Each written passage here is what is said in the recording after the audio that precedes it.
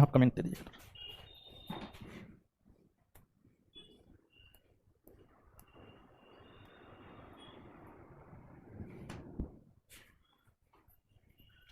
Hello, देख लीजिएगा आवाज, आवाज देख लीजिएगा।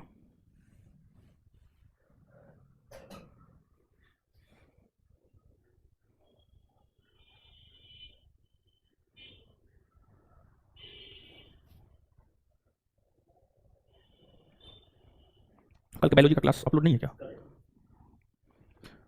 बायोलॉजी का कल का वीडियो अपलोड नहीं हुआ है। अपलोड हो गया है, अपलोड कर दिया है, आप जाकर के देखिए। आप लोग प्लेलिस्ट चेक नहीं करते हैं और मैसेज करते हैं कि अपलोड नहीं है। प्लेलिस्ट ओ कल का क्लास जो है, कल का क्लास जो है चैप्टर नंबर 12 या 13 है। तो प्लेलिस्ट में जाइएगा तो चैप्टर नंबर 13 है, तो बीच में आपको मिल जाएगा। अपलोड है, अपलोड है। देखिए दिलकुश चौधरी आप ही में से बोल रहा है कि अपलोड है। ठीक है, अपलोड है। राकेश कुमार सिंह अपलोड है। हाँ जी, अपलोड है, अपलोड है। जाकर के प्लेलिस्ट चेक कीजिए। चलिए, वीडियो डिलीट हो गया है। कोई वीडियो डिलीट नहीं हुआ है सनंत कुमार जी, कोई वीडियो डिलीट नहीं हुआ है, कोई वीडियो डिलीट नहीं हुआ है। अपलोड है, बीच में अपलोड है,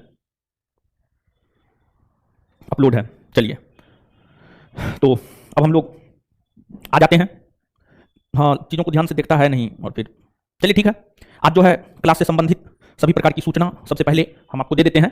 क्लास से संबंधित सभी प्रकार की सूचना दे देने के बाद ही जो है आज हम आपको पढ़ाना प्रारंभ करेंगे। ठीक है, तो आप ध्यान से क्लास से संबंधित सूचनाओं को जो है पढ़िएगा। ध्यान से क्लास से संबंधित सूचनाओं को जो है सबसे पहले आप सुनिएगा, सुनिएगा, और उसके बाद फिर आप अपना जो भी करना होगा अपना करते रहिएगा। देखिए, महत्वपूर्ण सूचना।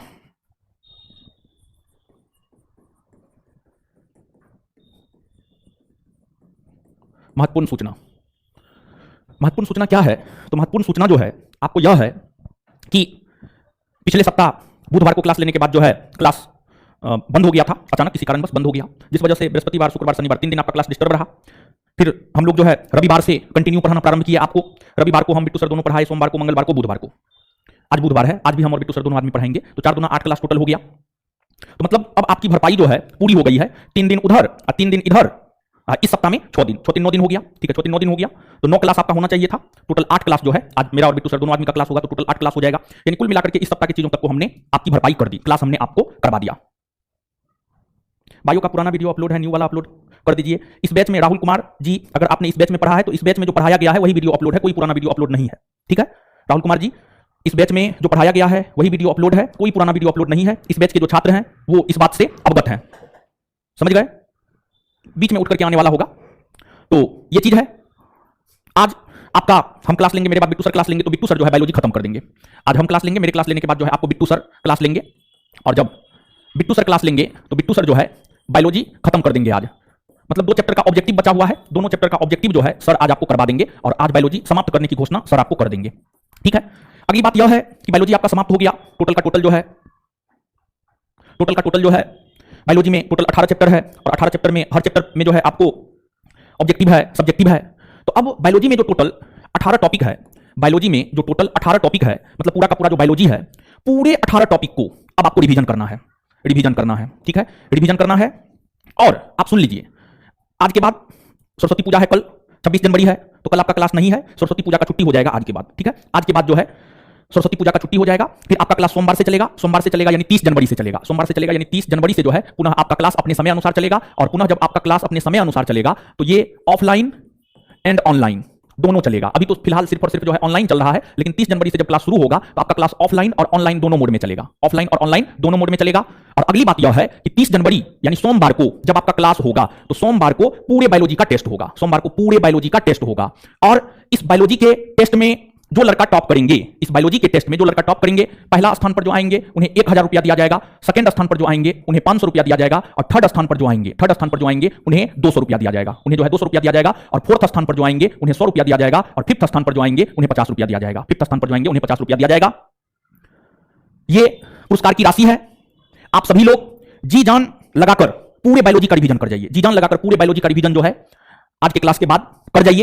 इतना बार हम आपको बायोलॉजी का होमवर्क दिए हैं, सब चीज किए हैं, तो आप जो है ऑनलाइन भी होगा, ऑनलाइन भी होगा। ऑनलाइन वाले तो चोरी कर लेते हैं, ऑनलाइन वालों को कुछ नहीं मिलेगा। जो लोग ऑफलाइन इस टेस्ट में भाग लेंगे, जो लोग ऑफलाइन इस टेस्ट में, ये पुरस्कार की राशि ऑफलाइन वालों के लिए है। ठीक है, ये पुरस्कार की राशि जो है ऑफलाइन वालों के लिए है। और अगर कोई पटना में रहते हैं और आप अगर ऑनलाइन क्लास करते हैं, आप चाहते हैं कि बायोलॉजी का टेस्ट आकर के दे, तो आप निश्चित तौर पर जो है 30 जनवरी को पूरे बायोलॉजी का 10 से 12 एसआई बैच के छात्रों के लिए जो टेस्ट होने जा रहा है, उस टेस्ट में आप सभी लोग जो है शामिल होइए। ठीक है, उस टेस्ट में आप सभी लोग शामिल होइए। जो भी पटना में ऑनलाइन रहते हैं लोग, आकर के जो है आप टेस्ट दे सकते हैं। और जहां तक क्वेश्चन का सवाल है, नहीं, टेलीग्राम सब पर नहीं रहेगा, ऑनलाइन क्वेश्चन हम आपको भेज देंगे, आप अपना बना लीजिएगा, आंसर भेज देंगे, आप अपना मिला लीजिएगा। और क्वेश्चन के विषय में हम आपको अवगत करवा दें कि बिट्टू सर के नोट में जो क्वेश्चन है ना, वहीं से क्वेश्चन रहेगा। एक भी क्वेश्चन बाहर से नहीं आएगा, बिट्टू सर के नोट में जितना क्वेश्चन है वहीं से जो है आपको क्वेश्चन रहेगा। और टेस्ट किस टाइम होगा, टेस्ट के टाइम की अगर हम बात करें तो जो क्लास का टाइम है 10 से 12, 10 से 12 ही टेस्ट का टाइम होगा। जो क्लास का टाइम है 10 से 12, टेस्ट का टाइम 10 से 12 ही होगा। 10 से 12 के बीच में टेस्ट को जो है करवा लिया जाएगा। तो पूरे बायोलॉजी का टेस्ट 30 जनवरी को सुबह में 10 बजे से, 30 जनवरी को सुबह में 10 बजे से होगा। और 1 to 5 तक को जो है सम्मानित किया जाएगा। इसमें कोई लड़का लड़की नहीं किया जाएगा कि लड़का को अलग, 5 को लड़का अलग, 5 को लड़की अलग, नहीं, ऐसी कोई बात जो है आपको नहीं की जाएगी। बल्कि ओवरऑल लड़का लड़की सबको तो एक समान पढ़ाए हैं। ऐसा थोड़ी है कि लड़का को ज्यादा पढ़ा दिया उसके रूम पर जाकर के बिट्टू सर और लड़की को कम पढ़ाए हैं, ऐसी बात नहीं है। क्लास में सभी को एक समान पढ़ाया गया है। तो टॉप 5 लड़का लड़की टोटल में से टॉप 5 चुना जाएगा और टॉप 5 को जो है ये दिया जाएगा। क्लास से संबंधित ये महत्वपूर्ण सूचना थी और क्लास से संबंधित ये महत्वपूर्ण सूचना हमने आपको दे दिया है। ठीक है, चलिए अब हम लोग आ जाते हैं। 100 क्वेश्चन रहेगा, 100 क्वेश्चन, 100 क्वेश्चन रहेगा और टोटल 18 चैप्टर से आएगा। हाँ, टॉपर को कितना आएगा इतना हम आपको क्लास में बता देंगे कि टॉपर को कितना आया है। ज्योग्राफी का रिकॉर्डेड वीडियो अपलोड करवा दीजिए, कोई बात नहीं है। अरे आपको पढ़ा देंगे, रिकॉर्डेड बोल रहे हैं तो हम अपलोड भी करवा देंगे, पढ़ा भी देंगे। ऑफलाइन क्वेश्चन आउट कर देगा, कोई ऑफलाइन क्वेश्चन आउट नहीं करेगा। क्वेश्चन सब चीज हम स्वयं के इसमें देखते हैं। बायोलॉजी के बाद आप लोग क्या चाहते हैं, बोलिए। बायोलॉजी के बाद आप लोग क्या चाहते हैं, फिजिक्स शुरू करवाएं या केमिस्ट्री? हाँ, इसमें ओनली बायो से क्वेश्चन रहेगा।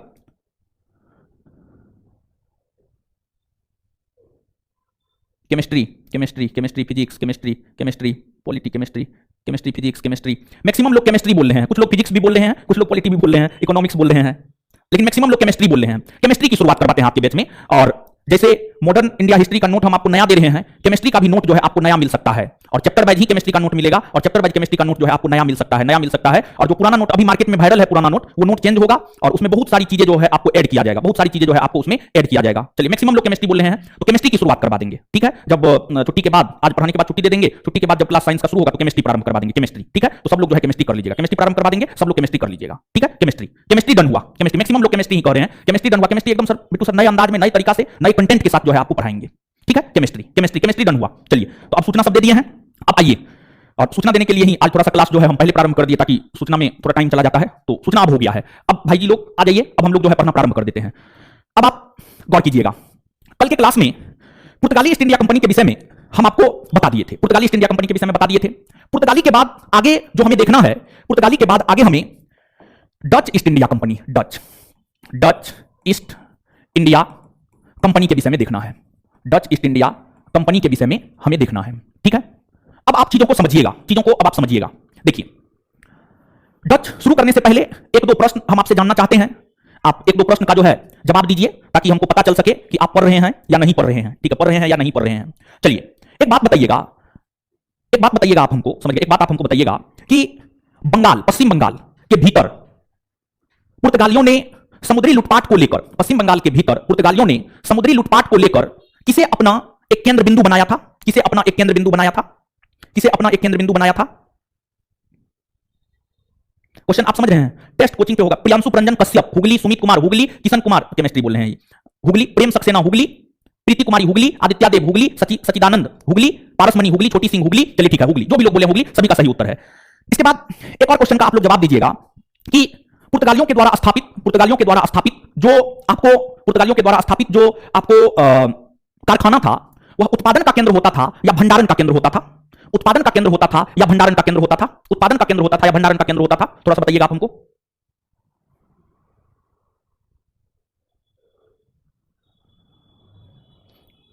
भंडार, प्रियांशु रंजन कश्यप भंडारण, स्वीटी कुमारी, प्रीति कुमारी भंडारण, भंडारण का केंद्र होता था। प्रियांशु रंजन कश्यप काफी तेज लड़का लग रहा है, इसका कमेंट हमेशा पहले आ जाता है। चलिए ठीक है, बहुत बढ़िया। चलिए, अब हम लोग आ जाते हैं, अब पढ़ते हैं, मतलब आप लोग चीजों को पढ़ रहे हैं। डच ईस्ट इंडिया कंपनी, देखिए, डच किसे कहा जाता है? जैसे हम सभी भारत के रहने वाले लोग हैं, तो हम लोगों को हिंदुस्तानी कहा जाता है, भारतीय कहा जाता है, इंडियन कहा जाता है। तो हम भारत देश में जिस प्रकार से रहने वाले लोगों को भारतीय, इंडियन या हिंदुस्तानी कहा जाता है, उसी प्रकार से यूरोप महादेश में एक देश है, उस देश का नाम हॉलैंड है। और जो हॉलैंड है, हॉलैंड को ही आज के डेट में नीदरलैंड कहा जाता है। हॉलैंड को ही आज के डेट में नीदरलैंड कहा जाता है। हॉलैंड को ही आज के डेट में क्या कहा जाता है? नीदरलैंड कहा जाता है। तो यहां पर आप देख सकते हैं कि ये जो है मानचित्र है, इस मानचित्र को अगर आप थोड़ा जूम करेंगे तो इस मानचित्र को अगर आप जूम करेंगे तो देखिए आपको ये वाला पार्ट मिल रहा है। ये जो है यहां पर नॉर्वे है, स्वीडन है, फिनलैंड है, देख सकते हैं आप, Norway, Sweden, Finland, United kingdom, Ireland, France, Germany. ये फ्रांस है और ये जर्मनी है। फ्रांस और जर्मनी के बीच में उत्तरी भाग में यहां पर एक छोटा सा देश है, यहां पर एक छोटा सा देश है नीदरलैंड। यहां पर एक छोटा सा देश है नीदरलैंड, और ब्रिटेन ये है, देखिए ये ब्रिटेन है और ये नीदरलैंड है, दोनों एक दूसरे के नजदीक है। तो ये जो रेड कलर से हमने पूरा का पूरा जो है भर दिया है, ये आपको नीदरलैंड है। कौन देश है? Netherlands, Netherlands, Netherlands. नीदरलैंड को ही पहले हॉलैंड भी कहा जाता था। नीदरलैंड को ही पहले क्या कहा जाता था? हॉलैंड कहा जाता था। जो नीदरलैंड या हॉलैंड के निवासी होते थे उसे ही डच कहा जाता था। जो नीदरलैंड या हॉलैंड के निवासी होते थे, नीदरलैंड या हॉलैंड के निवासी को ही डच कहा जाता था। तो नीदरलैंड या हॉलैंड में भारत तथा पूर्वी एशियाई देशों के साथ व्यापार करने को लेकर जो कंपनी स्थापित हुई, उस कंपनी को ही इतिहास में डच ईस्ट इंडिया कंपनी कहा जाता है। यह बात आपका क्लियर हो गया होगा, यह बात जो है आपका क्लियर हो गया होगा। अब चीजों को आप समझिएगा कि डच आखिरकार भारत के साथ व्यापार करने को प्रेरित क्यों हुए? डच आखिरकार भारत के साथ व्यापार करने को प्रेरित क्यों हुए? पुर्तगाली ईस्ट इंडिया कंपनी की स्थापना 1498 में हो गई थी। पुर्तगाली 1503 में कोचीन में व्यापारिक कोठी खोलकर व्यापार करना प्रारंभ कर दिया था। पुर्तगाली जो 1503 ईस्वी से ही भारत के साथ व्यापार करना प्रारंभ कर दिया था, उस व्यापार में पुर्तगालियों को काफी ज्यादा मुनाफा प्राप्त हुआ। पुर्तगालियों को काफी ज्यादा मुनाफा प्राप्त हुआ। पुर्तगालियों को जो काफी ज्यादा मुनाफा प्राप्त हुआ, यह डचों के लिए प्रेरणा का स्रोत बना। डचों को लगा कि जब पुर्तगाली लोग भारत के साथ व्यापार करके इतना अधिक मुनाफा कमा रहा है, तो हम भी भारत के साथ व्यापार करके मुनाफा कमा सकते हैं। और 1580 ईस्वी की घटना को आप याद कीजिए। कल के सेशन में हम आपको बताए थे 1580 ईस्वी में क्या हुआ था। 1580 ईस्वी में स्पेन ने पुर्तगाल पर कब्जा कर लिया। 1580 ईस्वी में जब स्पेन ने पुर्तगाल पर कब्जा कर लिया, तो अब पुर्तगाली शक्तियां काफी कमजोर पड़ गई थी। पुर्तगाली शक्तियां काफी कमजोर पड़ गई थी और भारत के भीतर 1580 ईस्वी के बाद जो पुर्तगाली शक्तियां काफी कमजोर पड़ गई थी, उस कमजोर पड़ गई शक्ति के स्थान पर ही डचों ने पुर्तगाली को दबाने के साथ साथ अपनी शक्ति को उजागर करने का काम किया। यानी एक प्रकार से आप यह बात कह सकते हैं कि पुर्तगालियों की शक्ति को छीन करने में, पुर्तगालियों की शक्ति को कम करने में, पुर्तगाली की शक्ति को कम करने में डचों का योगदान है, डचों का योगदान है। और पुर्तगाली साम्राज्य के स्थान पर ही जो है आपको, पुर्तगाली साम्राज्य के स्थान पर ही जो है आपको डचों ने अपने आप को भारत में स्थापित किया था। डचों ने अपने आप को भारत में स्थापित किया था। और प्रथम डच यात्री था कॉर्नेलियन हाउटमैन, जो भारत की यात्रा किया था। प्रथम डच यात्री कॉर्नेलियन हाउटमैन था, जिन्होंने भारत की यात्रा की। कॉर्नेलियन हाउटमैन ने भारत की यात्रा 1596 ईस्वी में की। 1596 ईस्वी में की। नोट को अगर आप देखेंगे तो नोट में 1595 लिखा हुआ है। मेरे ख्याल से नोट में जो है इसको आप 1596 कर लीजिएगा। नोट में इसको जो है आप 1596 कर लीजिएगा, 1596 कर लीजिएगा। और जब कॉर्नेलियन हाउटमैन ने भारत की यात्रा की, भारत की यात्रा करने के बाद कॉर्नेलियन हाउटमैन ने नीदरलैंड पहुंचकर वहां की सरकार को भारत की व्यापार से अवगत करवाया। भारत की व्यापार से अवगत करवाने के बाद नीदरलैंड की सरकार को लगा कि भारत के साथ व्यापार मुनाफे का होगा, और नीदरलैंड की सरकार को लगा कि भारत के साथ व्यापार मुनाफे का होगा। इसलिए नीदरलैंड की संसद ने एक प्रस्ताव पारित किया, और नीदरलैंड की संसद ने प्रस्ताव पारित किया। उस प्रस्ताव के आधार पर ही डच ईस्ट इंडिया कंपनी की स्थापना हुई। डच ईस्ट इंडिया कंपनी की स्थापना 1602 में हुई। 1602 में डच ईस्ट इंडिया कंपनी की स्थापना हुई। और 1622 में डच ईस्ट इंडिया कंपनी की स्थापना हुई। इस कंपनी को संचालित करने के लिए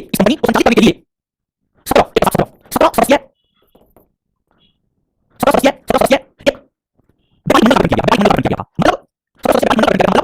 मतलब 17 व्यक्ति मिलकर डच ईस्ट इंडिया कंपनी को रेगुलेट करने का काम करती, चलाने का काम करती। जैसे आपके संस्थान गांधी मुद्रा अकेडमी को मिलकर चलाते हैं, तो हम भारत हैं, तो गांधी मुद्रा अकेडमी को किसी करना है, उसका नाम नहीं था। उसी प्रकार से डच इंडिया कंपनी को चलाने के लिए 17 लोगों का टीम बनाया गया, और उस 17 लोग मिलकर डच इंडिया कंपनी को रेगुलेट करने का काम करते, डच इंडिया कंपनी को रेगुलेट करने का काम करती। इस कारण डच इंडिया कंपनी को जेंटलमैन 70 नाम दिया गया है। 70 जेंटलमैन 70 डच इंडिया कंपनी को जेंटलमैन 70 नाम दिया गया है। जेंटलमैन 70 नाम दिया गया है। और नीदरलैंड की संसद ने डच इंडिया कंपनी को भारत था पूरी एशियाई देशों के साथ, भारत था पूरी एशियाई देशों के साथ 21 वर्षों तक व्यापार करने का, युद्ध करने का, संधि करने का, किला बनाने का तमाम अधिकार दिए। तो नीदरलैंड की संसद ने प्रारंभिक दौर में मात्र 21 वर्षों का व्यापारिक अधिकार डच इंडिया कंपनी को प्रदान किया। लेकिन जब डच इंडिया कंपनी से नीदरलैंड को मुनाफा होने लगा, तो उसको जो है उसने एक्सटेंड कर दिया। और ध्यान दें कि जो डच इंडिया कंपनी था, डच इंडिया कंपनी की जो स्थापना 1622 में हुई है, 1622 में डच इंडिया कंपनी की स्थापना वेरिंग डे ऑस्ट इंडिया कंपनी के नाम से हुआ। 1622 में जो डच इंडिया कंपनी है, 1622 में डच इंडिया कंपनी की स्थापना वेरिंग डे ऑस्ट इंडिया कंपनी। 1622 में कंपनी की स्थापना वेलिंगटन ऑफ इंडिया कंपनी के नाम से हुआ। अब ध्यान दें, नीदरलैंड के भीतर सिर्फ डच इंडिया कंपनी नहीं थी, डच इंडिया कंपनी के अलावा Dutch east India company, Dutch waste India company, Wellington of India company, ये तमाम प्रकार की कंपनियां थी। और नीदरलैंड के भीतर जो तमाम प्रकार की कंपनियां थी, उन तमाम प्रकार की कंपनियों को नीदरलैंड के भीतर जो तमाम प्रकार की कंपनियां थी, उन वेलिंगटन ऑफ इंडिया से कंपनी कहा जाता है। सर डिस्कशन में गलत भी लिखा रहता है, डिस्कशन में गलत भी लिखा रहता है। अब एक हो सकता है कि वो भी कोई स्टूडेंट लिखा है, क्लास में हम बोलते हैं वही लिखा रहता है, तो एक हो सकता है थोड़ा बहुत हम देख लेते हैं, समझा देते हैं, नहीं समझ एक हो सकता है गलती से यूं यूं ये लोग मान के चल सकते हैं। चलिए यहाँ पे तो नीदरलैंड के भीतर Wellington of India company, Dutch east India company, Dutch waste India company, ये कई सारी कंपनियां थी।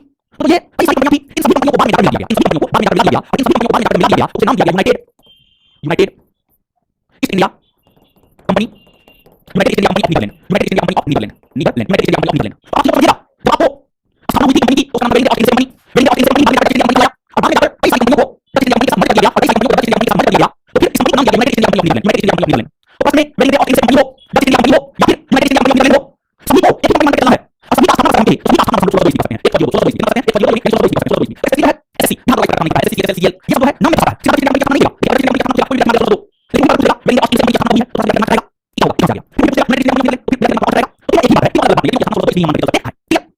इस तरह डच इंडिया कंपनी की स्थापना हुई, तो डच इंडिया कंपनी की स्थापना हुई तो डच ने भी प्रयास किया कि हमें भी पुर्तगालियों की भांति मसाला व्यापार करना है, क्योंकि डच पुर्तगाली से बहुत भाग आए थे, और पुर्तगालियों को मसाला व्यापार में हुआ था, तो डच ने कहा कि मसाला व्यापार करना है। और जब का भारत हुआ, तो भारत के बाद डच और पुर्तगाली इंडिया कंपनी के बीच, डच और पुर्तगाली इंडिया कंपनी के बीच 1622 में एक युद्ध हुआ है, जिस युद्ध के इतिहास में बैरम युद्ध कहा जाता है, बैरम युद्ध कहा जाता है, और जब बैरम युद्ध है, बैरम युद्ध में जीत पुर्तगाली की हार हुई, बैरम युद्ध में डच की पुर्तगाली की हार होने के बाद डच ने ये सोचा कि अभी हम उस स्थिति में नहीं है कि पुर्तगाली का भारत से सहायता करें, भले ही डच पुर्तगाली को बैरम युद्ध में 1622 में पराजित कर दिए, लेकिन फिर भी डच को अपना काम था, अपनी क्षमता थी कि हम चाहें हम पुर्तगाली को हरा सकते हैं, हरा सकते हैं। तो डच ने यह सोचा कि भारत है, भारत है, भारत में है, ये आपको निकट है, ये आपको निकट है, ये आपको निकट है, असली पट है, ये आपको निकट है, ये आपको निकट है, असली को हम मालावाट करते हैं, मालावाट करते हैं, और पूरी को हम मदद करते हैं, पूरी को हम मदद करते हैं, पूरी मदद करते हैं, पूरी मदद करते हैं। तो डच ने यह सोचा कि क्यों ना हम भी पुर्तगाली को बिना क्षति पहुंचाए, क्यों ना हम पुर्तगाली को बिना क्षति पहुंचाए, पुर्तगाली से झगड़ा मोल लिए बिना अपने भारत में कर ले। तो डच ने देखा कि पुर्तगाली लोग जो है भारत को पसंद करते हैं, अगर हम पसंद को छोड़ देंगे तो फिर पुर्तगालियों से कोई झगड़ा नहीं है। तो डच ने अपनी बुद्धिमत्ता का प्रयोग करते हुए पुर्तगालियों से बिना झगड़ा मोल लिए हुए, पुर्तगालियों से बिना झगड़ा मोल लिए हुए डच ने पूरी तक को अपना बाइक केंद्र घुमाया, पूरी तक को अपना बाइक केंद्र घुमाया, पूरी तक को अपना बाइक केंद्र घुमाया, बाइक केंद्र घुमाया। लेकिन क्या आपको कोरोना का किया, और ध्यान दें, ध्यान दें कि जब आप विश्व मंच पर आएंगे, जब आप विश्व मंच पर आएंगे तो आपको भारत के दक्षिण पूर्वी भाग में यहाँ इंडोनेशिया मिलेगा, भारत के दक्षिण पूर्वी भाग में इंडोनेशिया। डच ने भारत के पूर्वी तट यानी कोरोना तट इंडोनेशिया को अपने भारत केंद्र घुमाया, इंडोनेशिया। और डच की बात करें तो डच ने भारत के पूर्वी तट यानी कोरोना तट और इंडोनेशिया को अपने भारत केंद्र घुमाया, जिस तरह से भारतीय केरल मसालों के व्यापार का एक प्रमुख केंद्र हुआ था, उसी तरह से इंडोनेशिया भी मसालों की एक हुआ था, इंडोनेशिया में एक बांट दिया, बांट दिया को अपना केंद्र बनाया था, बांट दिया को अपना केंद्र बनाया था। डच ने पुर्तगालियों से बोल ना हो इसको लेकर भारत के बजाय इंडोनेशिया को अपने भारत केंद्र घुमाया, इंडोनेशिया को अपने भारत केंद्र घुमाया, इंडोनेशिया को अपने भारत केंद्र घुमाया, इंडोनेशिया को अपने भारत केंद्र घुमाया। और भारत में तो था, भारत में तो वो व्यापक स्तर पर नहीं पाया, भारत में अगर किसी योग्य कंपनी का व्यापार सबसे ज्यादा सबसे अधिक व्यापक स्तर पर क्या है, तो east India company, east India company, east India company का आगे अन्य कंपनी भारत में बहुत ज्यादा अपने भारत को विस्तारित करने में असफल रही। और की बात करें तो भी भारत में सफल नहीं हो पाए, आंशिक सफलता भारत में मिली है, उनका सफलता भारत में नहीं मिली, उनका सफलता भारत में नहीं मिली है, आंशिक सफलता भारत में मिली है। डच ने दोनों केंद्र घुमाया, इंडोनेशिया बनाया था, और भारत में तो भारत में तो इंडोनेशिया के तीन में था, भारत में तो इंडोनेशिया के तीन में था, इंडोनेशिया के तीन में था। डच ने भारत में अपनी बाइक को सर्वप्रथम 1625 में आंध्र प्रदेश के मसूलीपट्टनम में खुला, आंध्र प्रदेश के मसूलीपट्टनम में खुला, 1625 में अपनी बाइक को भारत में आंध्र प्रदेश के मसूलीपट्टनम में खुला, और फिर भारत में भारत के साथ मसालों के साथ उन्होंने सूती वस्त्र का व्यापार करना किया, सूती वस्त्र का व्यापार किया। और डच की बात करें तो डच ही प्रथम योग्य कंपनी है जिसने सूती वस्त्र को नीला का वस्त्र बनाया, सूती वस्त्र को नीला का वस्त्र बनाया, सूती वस्त्र को भारत से नीला का वस्त्र बनाने से डच को है। इस प्रकार से भारत में व्यापार को खुलकर व्यापार करना किया, और डच ने धीरे-धीरे उड़ीसा में, चिंसुआ में, मछलीपट्टनम में, नागपट्टनम में, ओडिशा में तमाम जगहों पर अपनी बाइक को भी स्थापित करने का काम डच ने किया। लेकिन डच को सबसे ज्यादा परेशानियों का सामना करना पड़ा है, सबसे ज्यादा परेशानियों का सामना करना है, वो आपको अंग्रेजों से करना पड़ा, अंग्रेजों से। क्या मान लीजिए अंग्रेजी कंपनी की स्थापना 1622 में हो गई, अंग्रेजी कंपनी की 1608 में हुई, और डच कंपनी की स्थापना 1622 में हुई, और डच कंपनी की स्थापना 1622 में हुई। तो डच कंपनी था और ब्रिटिश कंपनी था, दोनों लगभग उसी वक्त के अंदर भारत आए, बाइक को खोले और व्यापार करना किया। तो डच को सबसे ज्यादा परेशान किसी कंपनी ने किया है तो ब्रिटिश इंडिया कंपनी था, और डच इंडिया कंपनी और डच सरकार के पास नहीं किया था, और ब्रिटिश इंडिया कंपनी को डायरेक्ट लोगों के द्वारा संचालित किया था। तो डायरेक्ट सरकारी सब्सिडी हम हैं, जैसे एजुकेशन आप पढ़ रहे हैं, आप सीख रहे हैं, आप जानते हैं हमसे एजुकेशन आपने इस बात को देखिए, बिहार होंगे, उत्तर प्रदेश होंगे, झारखंड होंगे, मध्य प्रदेश होंगे, समझ पड़ेगी, आपका है। तो इन राज्यों में शिक्षा व्यवस्था देखिए, पहले शिक्षा पहले एजुकेशन है या गवर्नमेंट एजुकेशन सरकारी शिक्षा है, पहले एजुकेशन है, गवर्नमेंट एजुकेशन है। आपके अंदर से याद आएगा कि पहले शिक्षा है, अगर गवर्नमेंट शिक्षा होती तो फिर आप हमसे पढ़ नहीं होते, बल्कि स्कूल में कॉलेज में आपको जहाँ लगा आपको हमसे पढ़ने की आवश्यकता नहीं होती। मतलब हम क्या कर सकते हैं, हम ये एग्जांपल दे रहे हैं, हम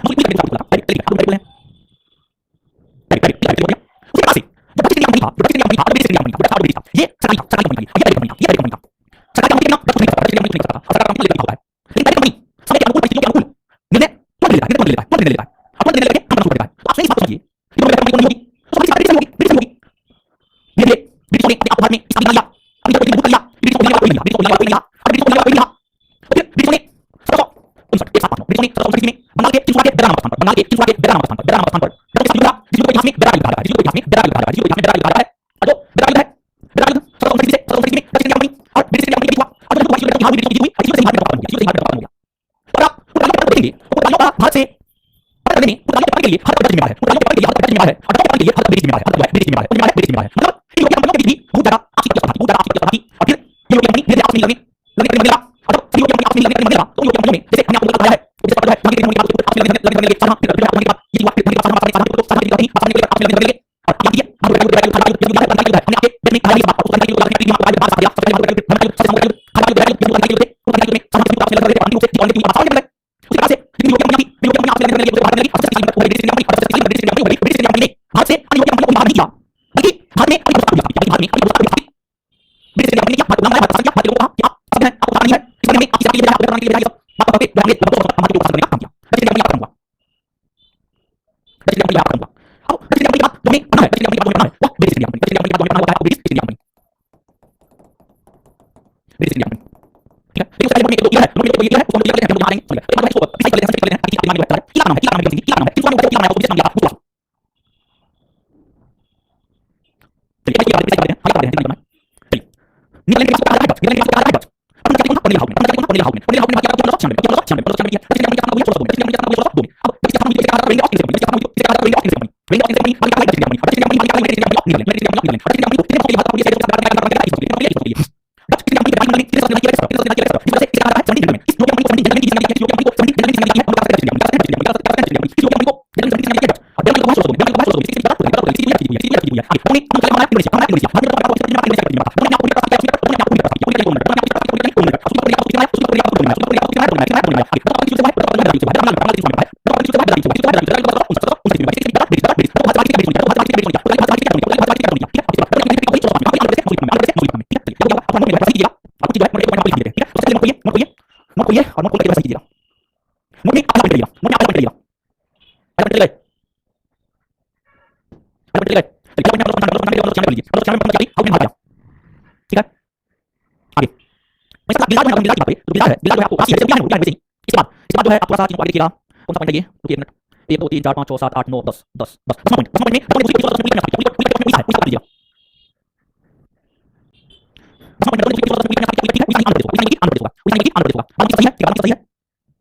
नहीं ऐसा मतलब नहीं होगा एक पॉइंट किया एक पॉइंट किया भारत से वस्तु को भारत से वस्तु को निर्यात वस्तु भारत से वस्तु को निर्यात वस्तु भारत से वस्तु को निर्यात वस्तु भारत से वस्तु को निर्यात वस्तु बनाने का से डर होता है भारत से वस्तु को निर्यात वस्तु बनाने का से डर होता है भारत से वस्तु को निर्यात वस्तु बनाने का से डर होता है भारत से वस्तु को निर्यात वस्तु बनाने का से डर होता है भारत से वस्तु को निर्यात वस्तु बनाने का से डर होता है पुलिस एक पॉइंट डॉक्टर ने इंडोनेशिया के बाडिया को अपना कैलेंडर बनाया था डॉक्टर ने इंडोनेशिया के बाडिया को इंडोनेशिया के बाडिया को डॉक्टर ने इंडोनेशिया के बाडिया को डॉक्टर ने इंडोनेशिया के बाडिया को